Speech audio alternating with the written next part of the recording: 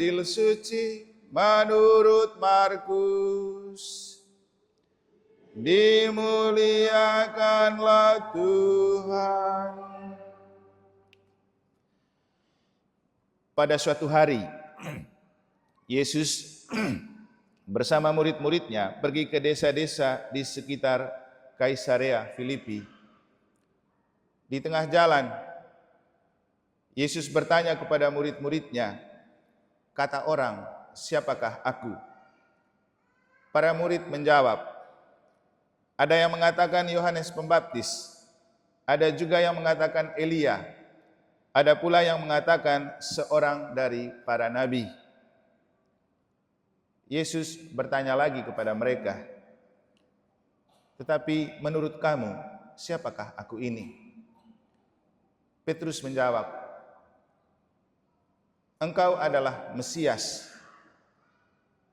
Lalu Yesus melarang mereka dengan keras supaya jangan memberitahukan kepada siapapun tentang Dia. Kemudian Yesus mulai mengajar mereka dengan mengatakan bahwa Putra Manusia harus menanggung banyak penderitaan. Ia akan ditolak oleh tua-tua dan oleh imam-imam kepala dan ahli-ahli Taurat, lalu dibunuh dan bangkit sesudah 3 hari. Hal ini dikatakannya dengan terus terang. Tetapi Petrus menarik Yesus ke samping dan menegurnya dengan keras. Lalu berpalinglah Yesus. Dan sambil memandang murid-muridnya, ia menegur Petrus dengan keras, "Enyalah iblis, sebab engkau bukan memikirkan apa yang dipikirkan Allah, melainkan apa yang dipikirkan manusia." Lalu Yesus memanggil orang banyak dan murid-muridnya dan berkata kepada mereka, "Jika seseorang mau mengikuti aku, ia harus menyangkal dirinya, memanggul salibnya dan mengikuti aku. Karena siapa saja yang mau menyelamatkan nyawanya, ia akan kehilangan nyawanya. Karena aku dan karena Injil, ia akan menyelamatkannya."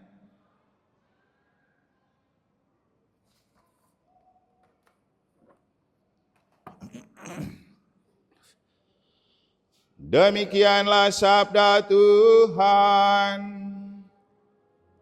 Terpujilah Kristus.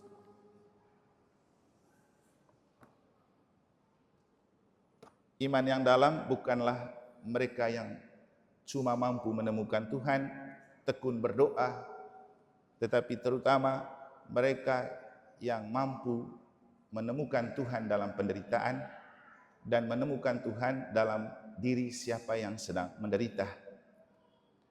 Frater, suster, Bapak Ibu, saudara-saudari, adik-adik dan anak-anak sekalian yang saya kasih dalam Tuhan, itu adalah kesimpulan yang dapat kita ambil ketika dalam Injil kita menemukan sebuah kenyataan yang kontradiktif. Di satu sisi, Petrus tampil sebagai seorang beriman yang mampu menemukan Yesus sebagai anak Allah. Ketika Yesus bertanya, "Katamu, siapakah aku?" Petrus mampu menemukan jawaban, "Engkau adalah Mesias, anak Allah." Yesus mengacungi jempol kepada Petrus. Tetapi sesaat kemudian ketika Yesus berbicara tentang penderitaan yang akan ia alami di Yerusalem, justru Petrus tampil sebagai wakil dari iblis. Dia menarik dan menegur Yesus, dan itu yang membuat Yesus marah dengan mengatakan, "Enyalah hai engkau iblis." Apa yang terjadi dengan penemuan Petrus untuk menemukan Yesus sebagai Mesias anak Allah? Tentu merupakan ungkapan iman yang dalam. Dan kedalaman iman Petrus tidak terlepas dari kesetiaannya mengikuti Yesus setiap hari sebagai murid.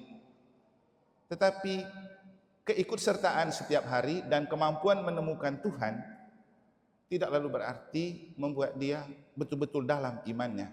Karena ternyata kalau dalam pandangan Tuhan, kedalaman iman itu bukan saja ditentukan dengan menemukan Tuhan, siapa itu dia bagi kita, tapi menemukan Tuhan dalam derita dan dalam orang-orang yang menderita.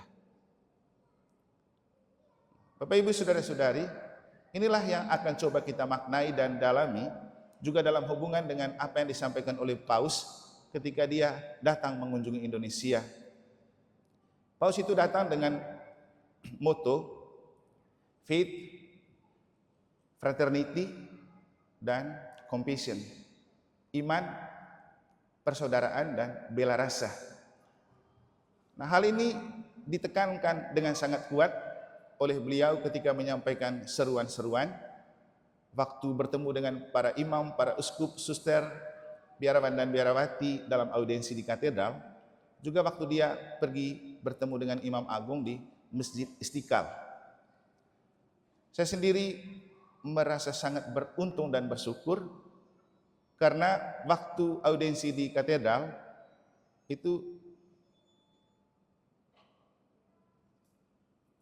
saya mendapat kesempatan duduk di belakang dan ternyata di situ banyak wartawan-wartawan dari dalam negeri dan dari luar negeri. Dan saya itu mendapat bagian diwawancarai oleh wartawan Kompas dan setelah itu wartawan dari Vatikan namanya Linda. Yang dari Vatikan ini wawancaranya dalam bahasa Inggris.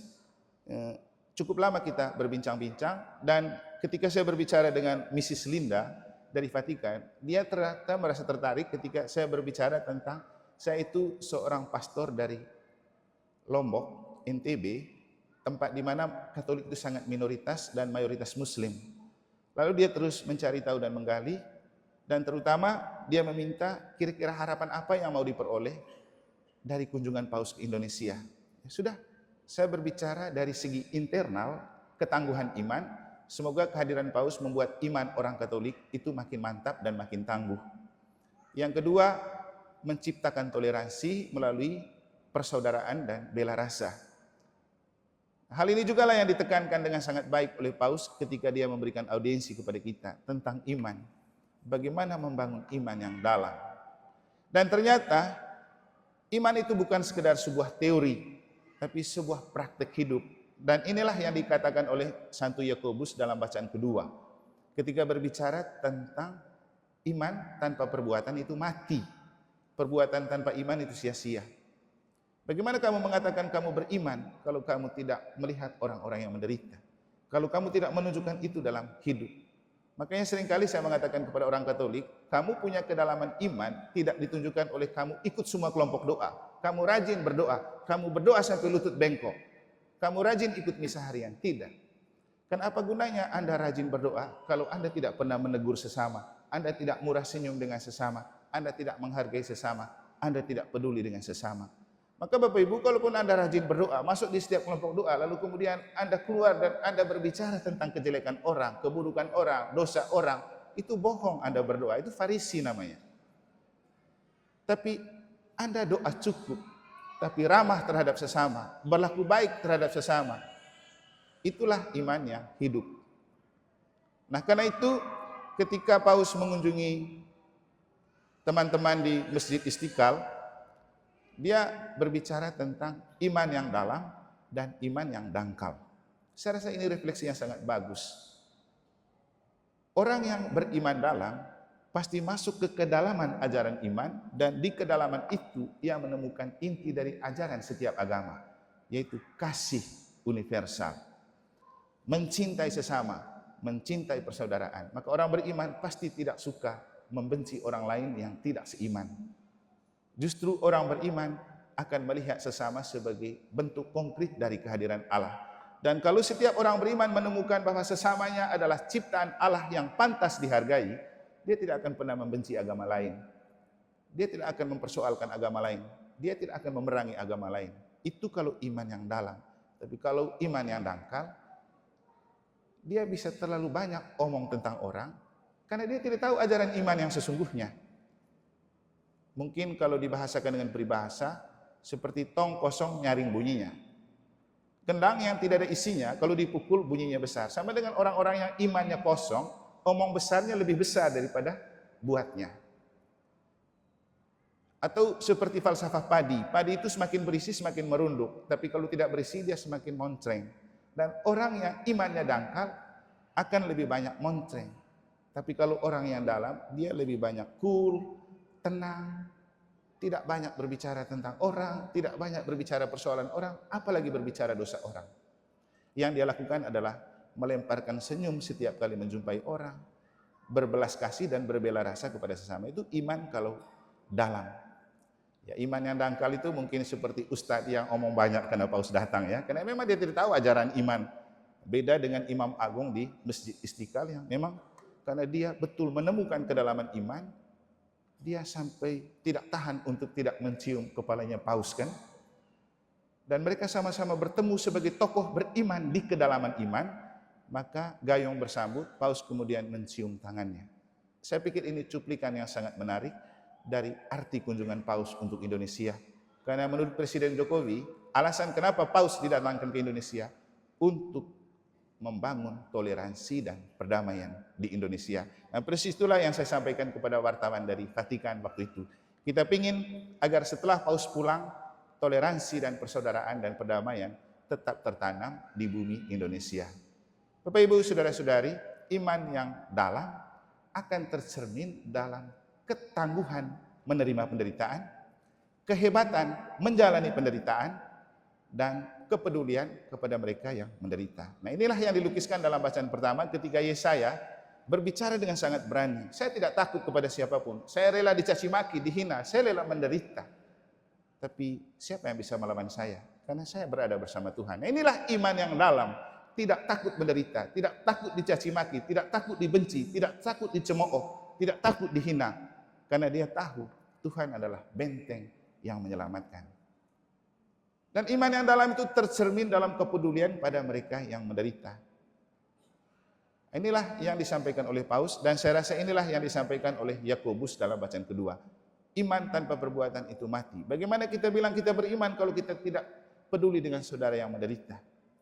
Nah, inilah yang ditunjukkan oleh Petrus dalam bacaan Injil. Ketika Yesus berbicara tentang penderitaan, justru dia tidak suka. Dia menarik dan menegur Yesus. Seandainya hal itu tidak terjadi kepadamu. Yesus marah besar. Kenapa?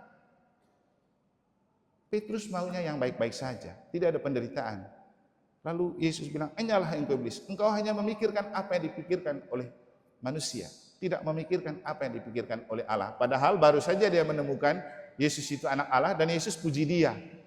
Bukan engkau yang mengatakan itu, tapi Tuhan yang berbicara dalam dirimu. Bapak Ibu, dalamkah imanku atau masih dangkal? Pertanyaan yang perlu kita renungkan ke depan. Semoga Tuhan memberkati.